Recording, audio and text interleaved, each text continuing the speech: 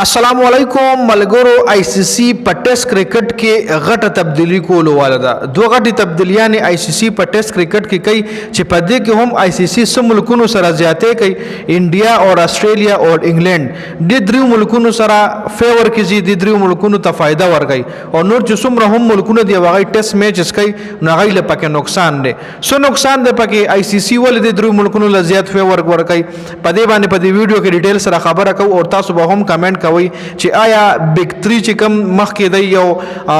کرکټ کې یو نوې دغه راوسته چې د مونږه بیگ 3 یو په کرکټ کې به زموږ رولز چلی لکه درې ملکونو داسې وي انګلند استرالیا او انډیا دوی وی چې مونږه بیگ 3 یو او مونږه په کرکټ باندې رولز کو چې ورسره ساوث افریقا او نیوزیلند ورپسې را پاسېدل پاکستان ورپسې را پاسېدل چې ولی مونږ څه ګناه کړی چې تاسو بيخي مونږ دغه نو باسه یو خپل تاسو ځان له کرکټ کینګز وای او مونږه بيخي د هر سنه بهر کوي لکه دې کې هم آईसीसी دغه درو ملکونو ته فیور ورکړی دی او نور چې بقایا څومره ملکونه دي ایسره یو قسم لا زیاتې کړی دی آईसीसी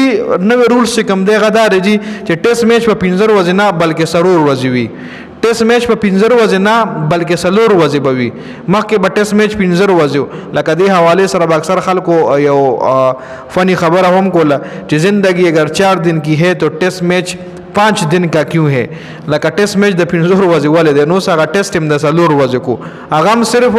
د پاکستان د بنگلاديش د سریلانکا د نیوزیلند د ساوث افریقا د دې ملکونو چې ټیسټ میچونه یو د افغانستان د دې ملکونو چې ټیسټ میچ وینه بر سلور ورځې وي او د انډیا د استرالیا او د انګلند چې ټیسټ میچ او 15 ورځې وي نو انډیا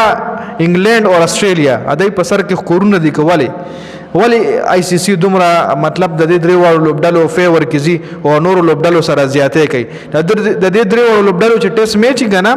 په خپلو کې نغه بر 15 ورځوي او نور چې بقایا څومره هم لوبډلې دي د ټیسټ میچ کوي نو بس لور ورځوي او دا رولز به 2027 نه پس امپلیمنٹ کیږي لکه د چیمپیون ټرافي د WTC ورلد ټیسټ چیمپیونشپ یو سایکل شروع شو کنه تیر شوی یو سور ود مخکې داغي فائنل شو اوس 2 کال پس په بل WTC فائنل کیږي 2 کال براتوري لوبډلې ټیسټ میچونه کوي چې پټاپ کې 2 کم راشي هغه فائنل ته کوالیفای کیږي نو 2027 کې چې کله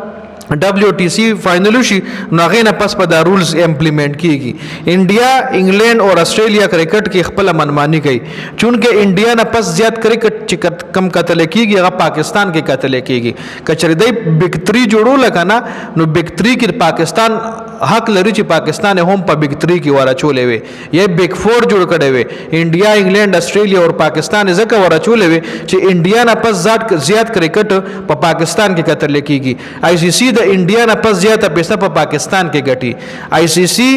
لکه پیسې هغه ملک ورکای زیاته کنه پیسې هغه ملک زیاته ګټل کیږي چې کم ځکه کرکټ زیات قتل کیږي نو هغه ملک پیسې هم زیاته ګټي نو انډیا نه پس زیات ویورز چې د کرکټ کم دی غره پاکستان دی او کم ځکه چې ویور زیات وي الته ایڈورټایزر زیات وي الته سپانسرشپ زیات راځي نو په دې وجه باندې خو خیر په دې باندې مونږ په دې ویډیو کې خبره نه کوو په دې ویډیو کې صرف په دې رولز باندې مونږ خبره کوله چې آईसीसी فیصله کړی د ټیسټ میچ په سلور ورځې 15 ورځې باندې وي هغه صرف دغه ملکونو د انډیا د انګلند او د استرالیا نه علاوه چې څومره ملکونه دي دغه ټیسټ میچز وي اب سلور ورځې وي او د انډیا د انګلند او د استرالیا ټیسټ میچ په 15 ورځې وي